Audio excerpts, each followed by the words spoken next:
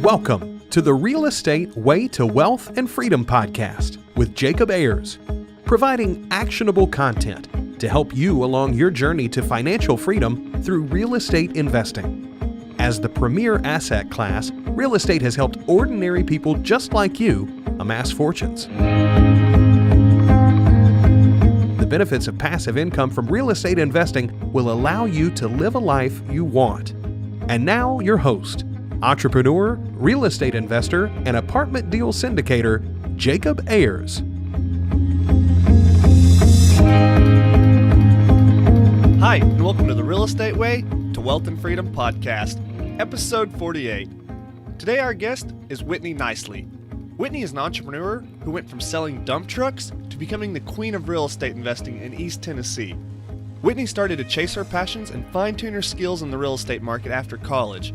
She flipped her first house in 2009. Last year, she flipped 6 houses while planning her October wedding. Whitney's real estate portfolio has grown from 0 to 17 residential houses, 19 apartment units, and 7 chunks of vacant land across East Tennessee. Whitney is married and is a stepmom to 2 kids ages 10 and 12.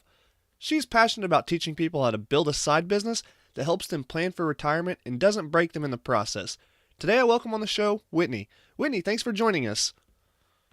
Thanks for having me, Jacob. This is going to be fun. Oh, it is going to be a blast. Whitney, could you start by telling us a little bit about yourself and how you got started investing in real estate?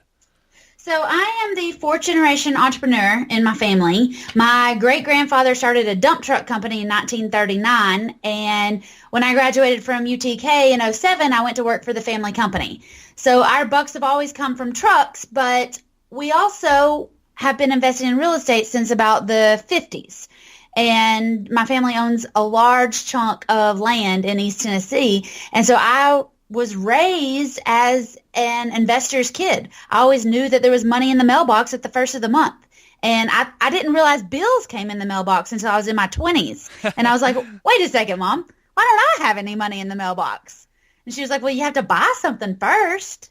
So that was, when it finally clicked in my head that I have to invest to get that monthly money in the mailbox. And luckily now I don't have any money come to the mailbox. It just auto drafts into my banking account. I get an email that says, congratulations, you have money. Yeah, right. Awesome. So Whitney, you've definitely got the entrepreneurial spirit instilled in you from a young age. Kind of got a strange start with, I'd say not strange, but got a different start with selling dump trucks. How did you get into real estate investing? What drew you to it? Well, like I said, the family always had real estate, but when I was in college and when I started working, I was flipping furniture on Craigslist. Like I'd go to auctions and buy stuff, and then I'd put it on Craigslist and sell it, make a couple extra $100. And then I accidentally sold a dump truck one day and made like a lot more money than flipping couches. And I was like, okay, well now I want to go to auctions and buy trucks and start flipping them. And so that's how I really learned how to negotiate and advertise and figure out what worked and what didn't. And then I transferred that into real estate and used the skills that I learned there to buy houses and buy land. And I'll tell you, I was at an auction on the 1st December.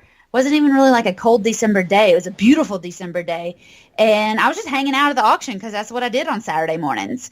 And it ended up being a land auction. They were selling 90 pieces of land across East Tennessee, and everything was selling for like $500, $1,000, maybe $2,000. And I was like, wait a minute, I got that much money.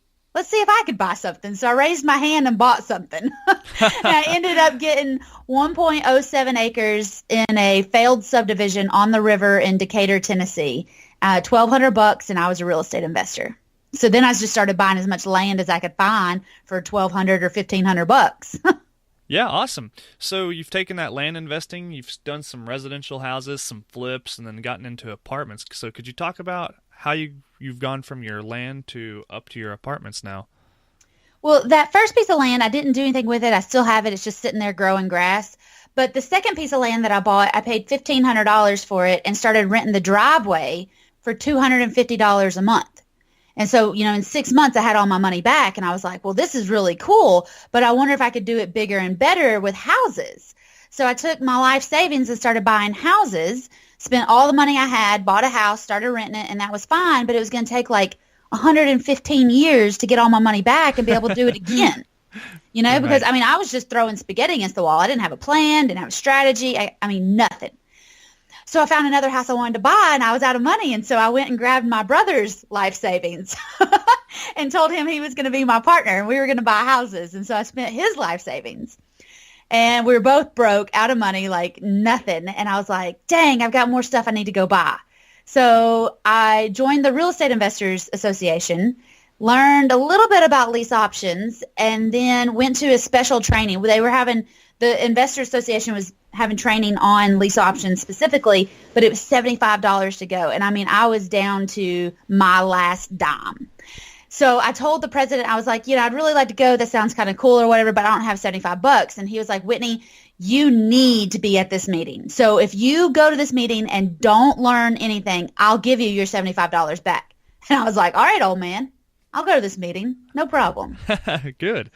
So I went, and within 15 minutes, the speaker mentioned that he'd learned how to do lease options from Ron LeGrand. So seriously, in like 20 minutes into this meeting that I paid $75, my last $75, I was looking up Ron LeGrand and booking myself a trip to Florida to spend the weekend. And I put $3,000 on my credit card 20 minutes after really learning about lease options. I was in full-fledged right from the beginning. And when I did my first lease option deal, I closed it in 8 weeks and made $15,000. So I had way more than my money invested back, and I definitely caught the lease option bug. Yeah, awesome. So you jumped into this thing with both feet, it sounds. For sure. But that's you asked about the apartments. That's how I got into the apartments.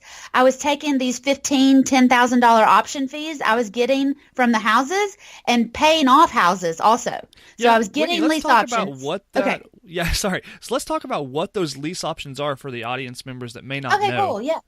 So a lease option is a really fancy rental agreement that also gives me the right to buy the property in a certain amount of time for a price we agree upon today. Okay? So it's a rental agreement that basically gives me the first right of refusal to buy it in 5 or 10 years. Yeah, and right. It also gives me the ability to turn around and do a lease option with a tenant buyer so that I don't actually have to live in this house. I don't have to rent it. I could have somebody else rent it from me for more money. They could buy it from me for more money. And I can get this house with no money down and then require people to give me money to be able to move into it. That's a sandwich lease option. Yeah, makes sense. So you were taking these lease option fees and reinvesting them into different types of real estate. So what did that look like? So say I had a house that I agreed to pay $50,000 for it. And I would put somebody in it, put a lease option tenant buyer in it, and then I'd go get another one that I agreed to pay $100 for that one. And then I'd get another one for $150. Well, on those second two, people would give me $10,000 or $15,000 to move into it. Well, instead of taking that $25,000 and going to Vegas, I would save it until I had $50,000, and then I would take that $50,000 that people gave me in option fees and pay off the first house that I agreed to pay $50,000 for. Okay. And that way, the tenant buyer that I had in that one, if they bought it or they didn't, it didn't matter. I didn't have a payment going out on it anymore. I had the house free and clear with somebody else's money. Yeah, awesome. Okay, that makes sense. I did that several different times on several different houses. So a lot of the houses that I started with the lease option, I cashed out my seller a lot faster than they thought I would because I was using my option money to pay them off. I'd save it up, I'd squirrel it up, nut it up, and then pay them off and get rid of them. And then, so I had a lot of free and clear houses, and I had one really nice free and clear house, and I pulled a line of credit on it because I had it free and clear. I pulled a home equity line of credit on it for $100,000 and used that $100,000 in 3 different chunks to put down on my apartment complexes, and then I got a mortgage. So I have a regular mortgage on my apartment complexes, and I borrowed the money from myself, basically, to use as a down payment to get those mortgages started. But I used the cash flow from the apartments to pay off the line of credit and pay the mortgage down and pay myself every month. Okay. So it's really not as complicated as it sounds, but there is a lot of moving parts here. So I'm sure a lot of people at home are thinking, wow, I'd really like to get into these lease options. Sounds like a very lucrative thing. Is this a strategy that you think people could implement while maybe having a job, or maybe just as an initial strategy getting into real estate investing? Is this something you'd recommend to those types of people? Absolutely. It's a great way to add money to your take home every month. Like, a lot of people I talk to are already making 10 or 15,000 a month. But if I can teach them how to do one deal kind of part-time on the side, that's going to bring in another 10 or 15,000 a month. Now we're talking about they're bringing in 20 or 30,000 a month part-time. And then we'll talk about how they can use that money again to reinvest and pay down on these houses, so that if they're renting the house for 12 or 1,500 and they got 5 of them, well, now we've created another $5,000 that they could bring in on top of whatever else they're bringing in. So a lot of those people, after, having this kind of rolling through for a year or two, they've completely replaced their job on passive income, not even on the option fees they're getting. Now those option fees are vacation money. Yeah, right. Okay. So by snowballing all of these profits back into, the next deal and the next deal, you're really growing this thing exponentially and eventually making it a very sizable income stream, like you mentioned. I mean, in 3 years, I did 57 deals, and I didn't keep all of those because I didn't know to keep them in the beginning. But I still have 19 houses, and I'd say 7 or 8 of them are free and clear. And the others I'm using to pay off as fast as I can, so that, if I have 19 houses and they all average about $1,000 a month, if that was all free and clear money to me, that's more than most people my age make in a 9 to 5. Yeah, definitely. And it only took me 3 years to do that. So, time is an amazing thing. And I talk to a lot of people that are in their 40s, and they're looking at, well, dang, I want to retire now. Well, I don't know that I can make you retire tomorrow, but definitely in 3 years, we could have you bringing in 10 or 15,000 and not having to clock in for that. Yeah. So, Whitney, let's kind of talk about the marketing side of this, Okay. because it sounds like it's a well-oiled machine you've got going here. How are you finding deals? How are you getting under contract and convincing the seller to do these lease options? Well, it's really easy to convince somebody to do this when you give them everything that they want. I will give you a purchase price, whatever purchase price you want. I will want a lower payment. I will maybe want more time to pay you off. But there's a lot of people that it's not even about convincing them. Every time I look at a house, and I teach my students to do this, I make 3 different offers on every single house that I look at. I make a cash offer, so kind of like a wholesale offer. And then I make 2 lease option offers, one for 5 years and one for 10 years. And then we can move the rest of the pieces around. I want to make at least $300 a month per property on top of, anything else that I have to pay. And when I talk to these sellers, I know that I can make money 2 out of 3 different ways. I can make money on the monthly payments. I can make money on the down payments. I can make money on the spread between what I agree to pay and what I can sell it for. And a lot of times I talk to sellers that they owe $118,000 on a $120,000 house that they've had for 5 years because they've only been paying interest. Yeah, right. That happens a lot. And, regular investors, I say, quote, investors, are going to come in and offer them what, $90,000? They can't take that. They owe $118,000. Mm-hmm. So I'll come in and give them $118,000. And I'll pay them off after 5 or 10 years. I'll make all their monthly payments. I'll do all the maintenance. I'll make sure that it's rented, and they'll just leave. And just taking that problem away from them, because if they listed it, they'd have to bring money to the closing table to pay the agent. Right. The margins are so thin there that they'd have to pay to sell their house. And a lot of people are stressed about that. So I take that problem away also. So, Whitney, I see this strategy working really well in an appreciating market, so that, when you go to sell it to the next person, the property's appreciated and worth more than, say, that $118,000 or $120,000 in the previous example. Is that true, or does it work in other markets as well? Could you talk about where this works and how it works? I haven't really found a market it doesn't work in yet, because absolutely in appreciating markets it works. But even if the market was going on a downturn, it would still work, because I'm still going to get those 5 or 10 years before I have to pay it off. So even if it went down to only being worth $110,000 in 2 years, I remember I made money when somebody moved into this. I'm making money every month. And I've got 4 or 5 years before I have to cash them out. There's so many different ways to make money on this. It's not about buying low and selling high anymore. Yeah, It's right. about monthly cash flow. It's about those non-refundable option fees. And if I have a house and I've got it for 5 years, and I very frequently will have 2 or 3 people move in that house over those 5 years, and they'll all give me 10 or 15,000 to move in. Well, I don't have to pay that out to anybody.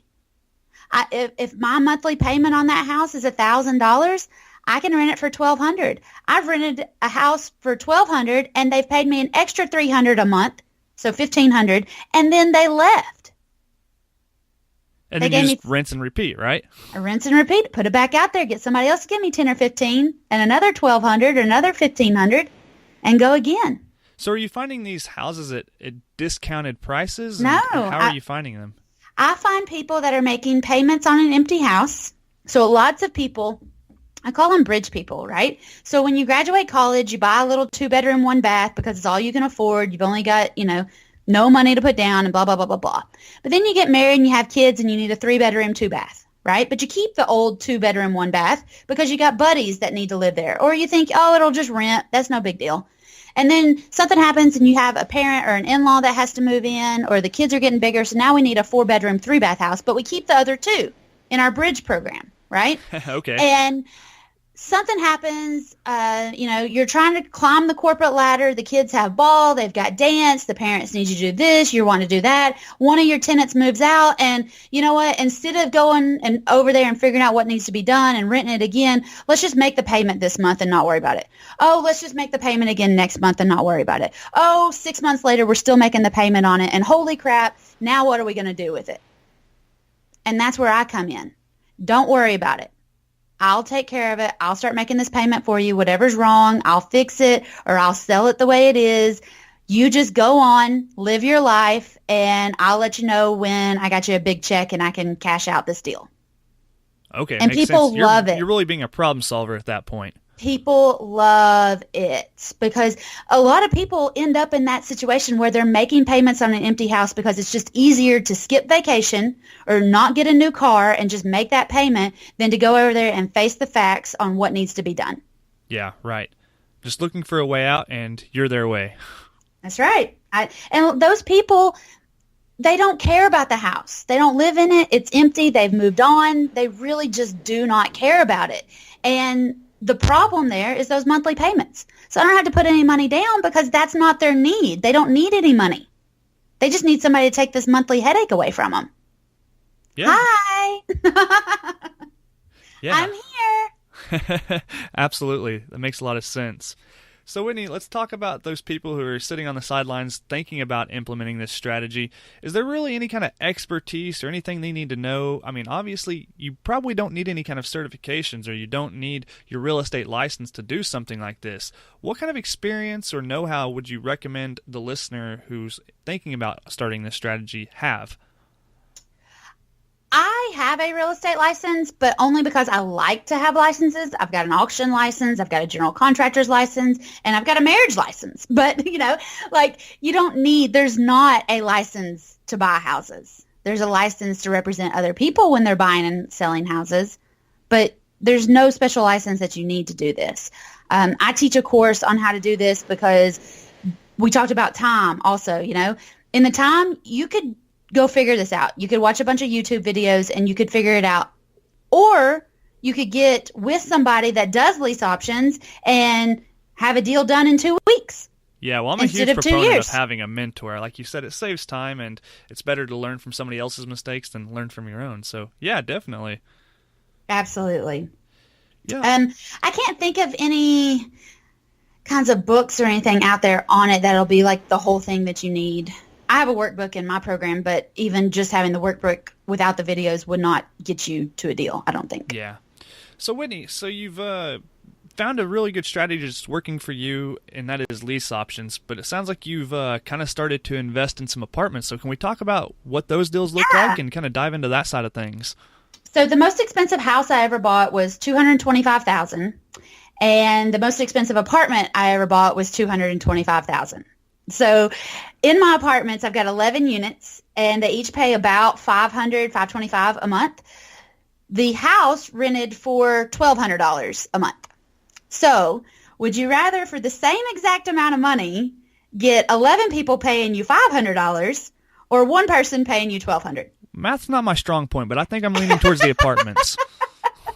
So that's the magic of multifamilies. That's the magic of apartments. And, you know, those apartments, if somebody leaves and I've got an empty unit, I'm not going to miss $500 that much, you know. But if somebody leaves my house, I'm going to have to come up with $1,200 to make that payment.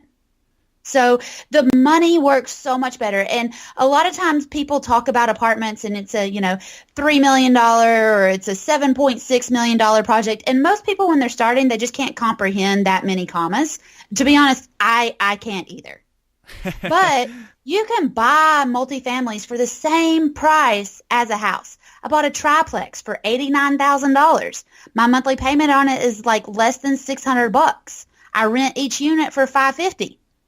So really, I could almost only have one person in the place and still make my mortgage payment. Yeah, right. Yeah, it definitely makes sense. And I'm a huge proponent of starting even with small multifamilies. I really like duplexes, triplexes, fourplexes. Those are great investment vehicles for people who are just getting started out. Especially if you're young and you want to eventually know that you're going to have a real estate portfolio. And in the back of most people's minds, they know that eventually they want to have real estate investments, but they don't know how to get started. Well, one thing is buy a triplex for $90,000 or $100,000 and live in one unit and rent out the other two. Yeah, absolutely. You know, and then you're living for free. You don't have to pay rent. You'll have your cable and internet paid for also. And you'll be right there to learn hands-on what it's like to rent a house. Yeah, definitely. I completely agree. It's a solid investment strategy, and not enough young people are taking advantage of it these days. Not at all. It makes me so sad. Not our listeners, though. Our listeners are action takers, and they're out there doing great things. So that's why they're here with us today. I like go-getters. Yeah, definitely. So, Whitney, can you tell us a little bit about some of your best and worst deals? It sounds like that first piece of raw land you still have it today. So maybe we might not consider that a great deal, or maybe it is. Could you give us some details about the good and the bad? Okay, so that first piece of land was totally a good deal because it got my ball rolling, right? Oh, the second piece that I bought was $1,500, and I rented the driveway for $250 a month. But now I rent the land for $500 and the driveway for $250. So on a $1,500 investment, I make $750 a month. That's pretty good. How many times would you do that one? As much as I could. And twice on Sundays, right? Yes. So and people are always worried about, well, what if somebody punches a hole in my sheetrock and how do I get the money for the roof? Well, if you just have land and it is clearly just cash flowing, you can do that all day long and never have to have a house or an apartment or a property manager or all these crazy things that people complicate real estate with. You could just buy land. Yeah, right. So I guess that piece of land, I already told you about my apartments. That's a really good deal, too. I told you about my triplex. Uh-huh. Gosh. Okay, so a bad deal. I bought a house without looking at it one time, and I paid $15,000 at an auction for it. Then I went to look at it, and when I did, fleas attacked me. Oh, no. When I walked across the carpet, you could see the water squishing out of the carpet. And I'd never been to this part of town before. Turns out it wasn't a good part of town. So I messed up there as well. It was way before I knew what I was doing. We ended up putting it back up for auction, and I sold it for $11,000. So I lost $4,000, but I didn't get raped or mugged or kidnapped. So all in all, it was a good lesson learned. Well, good. I mean, yeah, it's not a terrible loss at $4,000, and you've learned your lesson. You definitely came away there fairly unscathed, so good. For sure. Yes, absolutely. I do some other fun deals, though. Like, I bought a house this year. I had it under contract. It was a very sad house. It had been on fire, actually, the backside. It looked good from the street, but the backside had been on fire. And so the guy that mows my yard, I was talking to him one day, and I said, you know anybody that's got any houses they want to sell? And he said, well, I've got 13. I was like, oh, okay, you have any that are empty? And he said, I've got 2 that are empty. And I went and looked at him. And so I called him back and I said, all right, man, how about I give you $6,000 each for both of these houses, $12,000 total. And I'll send you $200 a month, owner finance them for however long that works out. And he was like, okay, that's fine. Because he's got no money coming in on these things. So anything was better than nothing. Yeah. So I had it under contract for $6,000 at $200 a month, and I put the first house out there, the burnt house. I put it out there. I was trying to sell it for $12,000 at $300 a month, depending on how much you could give me down. The neighbor called, and they offered me $5,000 down, $300 a month, and 2 years to pay off. So what I could have done, if I was a wholesaler, I would have called my seller back and said, hey, will you take $3,000 and I'll keep $2,000? These people have $5,000 and we'll be done with the deal, right? And I would have made $2,000 and walked on. But I didn't because I'm not a wholesaler. I called my seller and said, hey, instead of giving you $6,000 in payments, if I gave you cash, how much cash would you take? And he said, I'd take $3,000 for it. And I said, done. So I took the $5,000 that they gave me. I gave him $3,000, cashed him out, got rid of him. So I still had $2,000 left over, but they still owed me $7,000. So I ended up making $9,000 on the deal instead of $6,000, and instead of $2,000, like I would have done if I was a wholesaler. Awesome. I like it. Hey, Whitney, one question that just came to mind is, since you have your real estate license, are you having to disclose any kind of information when you're doing these types of transactions? Oh, yeah. I've got a personal interest in disclosure, and I hand that thing out like candy. You know, okay, I'm so an you're just agent. I being got a upfront, license. being very Oh, transparent Lord, yeah. with. Okay. And nobody cares if I'm standing there with money. They don't care if I got a license or not. Right. If I'm standing there with a deal, if I can stand there with a problem that I can solve and they don't have to pay for me, people love that. And the person that you're selling the houses to on the back end understand that you're doing what you're doing by buying it. Yeah. You know, and everything's They totally kosher get there. it. Yeah, okay. Yeah, just Everybody something I wanted to make sure of. understands.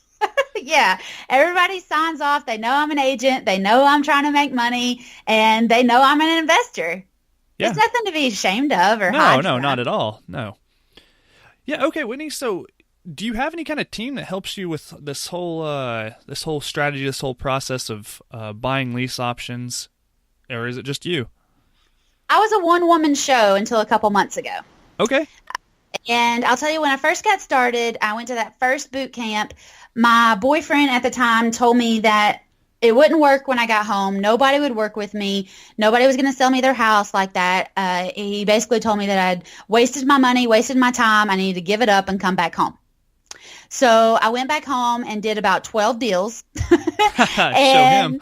Yeah, showed him. And we were sitting in a Krispy Kreme parking lot one morning, and he was telling me again, I'd probably done 11 deals at that point. I was going to an open house on my 12th deal, and he was again telling me that it wouldn't work and I was never going to be successful and blah, blah, blah, blah. And I was like, dude, I've already made like $100,000. I've done 11 deals. Why are you saying this? And I was like, you just got to go away. You either got to get into real estate or go away. And so he turned around and got his act together. And that's when we started buying the apartment complexes. And then we got married. And in July of this year, he started working for me. So now I have a team, being my husband, who retired from his corporate job to come home and work for me. So we went from you'll never be successful to how much can I get paid? Yeah, awesome. Well, good. That speaks for itself. Yep. So he is taking the calls now and doing the grunt work like I did 3 years ago. Yeah, good. So, Whitney, what are your future goals with real estate and your business? I would like to have 100 doors free and clear, paying $1,000 a month on average. So I'm looking for $100,000 months with 100 doors. Yeah. Okay. Awesome. And Whitney, what are your reasons why? I mean, this is you've got lofty goals. You're doing a lot of stuff. What keeps you going? What's driving you? Well, it's just really fun. I mean, I'm at a point now where I just do it for fun. I'm not trying to get out and do 100 deals a month. I don't teach my students how to do 10 deals a month. If I can do one deal a month, it'll take me, 100 months? How long is that? 5 years? No, almost 10 years? Yes. So I'll be in my 40s? Yeah. I'm already making more money than most 32-year-olds. I'm already enjoying life. I'm already taking a vacation every month. Like, at some point, yeah, I could probably do that right now. I could probably make that happen by the end of 2017, but it would probably drive me crazy in the meantime. So I'm just growing and going, and if I hit 100 doors and 100 grand a month when I'm 35, that'll be fine. If I do it when I'm 45, that'll be fine. And if I'm 65, that'll be fine too. Yeah, I think it's goal. really important you're measuring your time invested on these deals, right? I mean, it's not just all about the money and returns. You've got to really consider the time you're putting into these things and the toll it takes on you. So, yeah, definitely so. And the things you missed in the meantime. Like, yeah. I have a goal of starting to be a mom when I'm 35. So I've got 3 more years and to do as much and to get as much as I can in the next 3 years, and then make sure I can keep it on autopilot so I can mom full time. There you go. That is a better goal to me than hitting the 100 doors and 100K a month. Yeah, I like it, Whitney. All right, Whitney, as we're wrapping up here, we've got a lightning round. Just a series of questions we'd like to shoot at you, and you just fire from the hip. How's it sound? Sounds great. All right, let's do it. Let's jump into it. All right, our first question we have for you is, what was your biggest hurdle getting started investing in real estate, and how'd you overcome it? People wanted to know where my husband was and when he'd be there to do the negotiations. Oh, yeah. Yeah, okay. Well, how'd you overcome it? Eventually just having the experience? Well, yeah, having the experience and learning how to craft my story, my one-liner, letting people know that it was me that they were going to be dealing with and that they didn't need anybody else. Yeah, perfect. Well, that's working out just well for you now, so good job. All right, do you have a personal habit that contributes to your success, Whitney? I live from my calendar on my phone, and I time block. So even if I just have to return emails, or if I have a task that I need to do, or I need to record some new videos, or I need to do, all sorts of different things, I'll put it in the calendar. And at that time, that's what I'm going to do. Yeah, awesome. Okay. So do you have an online resource that you find valuable? If This Then That, the IFTTT.com. That thing is like a virtual assistant. What is that? One more time? It's IFTTT, If This Then That. So, you could spend hours going through Craigslist finding properties that fit your criteria, or you could set up a applet or a recipe in If This Then That, and it'll send you an email every time a for sale by owner, 3-bedroom, 2-bath in your zip code hits Craigslist. Oh, heck, that sounds awesome. Yeah, it's amazing. Such a time saver because, I was going through Craigslist every day for an hour, and by the time I got done, I didn't want to call anybody. Yeah. And then I was backlogged, but now I just get an email, and I just surf through my email and say, oh, I like that one. Oh, I'll email them. Oh, I'm going to call them. And that's how I found the triplex. Okay, really cool. Yeah. All right, Whitney, what book would you recommend to the listeners and why? Miracle in the Mountains. It's about a lady named Martha Berry. She started Berry College. It's in Rome, Georgia. It is the largest land campus in the world. So technically, she owned more land than any other man or woman who ever started a university in the world. Wow. She did all of this by herself, no husband, no real help. And that story of her working and buying that land and starting her college and everything she did for the community, and she flew under the radar. Like, she's not in any of the history books, but she hung out with all the big names that you would recognize, and they talk about them throughout the book. You would recognize all of her friends because you are the sum of the 5 people you hang out with. You would know all of her friends, but she missed all of the limelight, I guess. Well, cool. I really like that kind of history, so awesome. We'll have to check that out. Yeah. All right, Whitney, our last question is, if you were to give advice to your 20-year-old self to get started in investing in real estate, what would it be? Oh, my gosh, buy more land faster.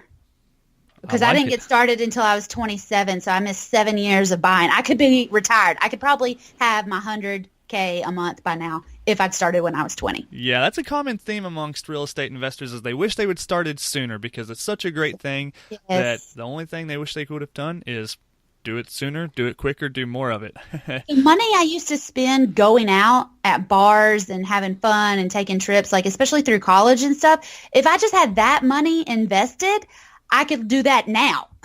Yeah, right. And actually appreciate it more. Yeah, right. Well, Whitney, as we're wrapping up here, are there any pieces of parting guidance or advice that you'd like to leave with our audience? Yes, I want to tell you just to keep going. If it's a good deal or a bad deal, keep going. Another thing that I like to tell everybody is, I don't know what part of the country you're in, but here in Knoxville, Tennessee, and East Tennessee, we're in the thick of the Bible Belt, and every woman around here wants to be a Proverbs 31 woman. But they always skip verse 16, which says she goes to inspect a field and she buys it. With her earnings, she plants a vineyard. So to me, to actually become a Proverbs 31 woman, you have to be a real estate investor. And then you have to create generational wealth for your kids and their kids and their kids. And that is the top of the totem pole to becoming a Proverbs 31 woman. Go buy some land. Great. Well, Whitney, as we're wrapping up here, where can our audience connect with you, learn more about you, and find you after this show? Yeah, you can go to whitneynicely.com, and there's a link up at the top to join my Facebook group or to get a free cheat sheet to get started quickly or to book a call with me. Okay, great. We'll link that in the show notes. That's Whitney Nicely, Nicely.com. That's right. All right, Whitney. Well, we certainly appreciate you coming on the show today. Thank you. Thanks, Jacob. All right, thanks, Whitney. All right, that wraps up our interview today with Whitney Nicely. Whitney has given us a ton of great information around lease options and how to properly execute those. Lease options are a great strategy for somebody looking to do their first deal in real estate investing using creative financing.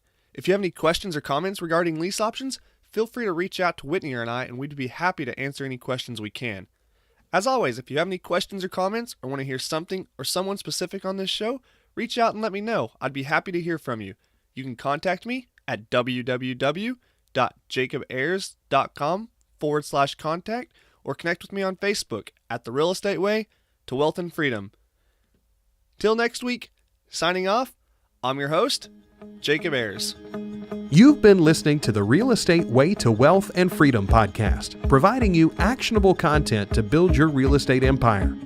Nothing on this show should be considered specific, personal, or professional advice. Please consult an appropriate tax, legal, real estate, financial, or business professional for personal advice. The opinions of guests are their own. Information is not guaranteed. All investment strategies have a potential for profit or loss. The host is operating on behalf of the Real Estate Way to Wealth and Freedom, LLC, exclusively.